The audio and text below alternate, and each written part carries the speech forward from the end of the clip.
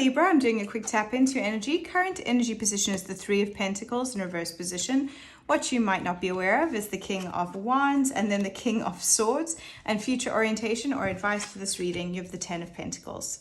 Okay, so with the Three of Pentacles, this card talks about working together as a team in order to grow something, but the ability to cooperate and collaborate and work with others, right?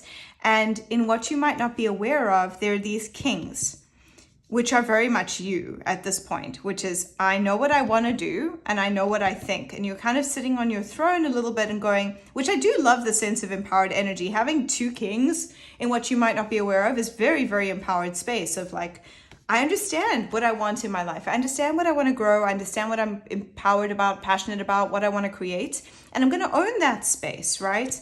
And I think this was in the reverse position, putting that back there. And then the King of Swords talks about being very clear in your mental space of like, I'm going to communicate myself with clarity. I'm going to communicate my ideas with clarity, and I'm going to keep my mind clear so that I can focus on what I want to create. And so there's this sense of ownership in your doing and in your thinking, right? Owning your thoughts, being responsible for them, creating space for them, communicating them, and then your actions as well, which I really like to see is a very fiery, empowered space. But there is this sense of like inability to work with others currently, which is what I'm seeing here, is you might be feeling a little bit of friction because how you're expressing yourself, or maybe like how you're kind of moving yourself forward is having a little bit of a struggle with connecting with others. And so this talks about finding the medium, right? Finding the happy medium between being an empowered individual, which is what you're trying to be at the moment, what you're working on is being empowered in yourself,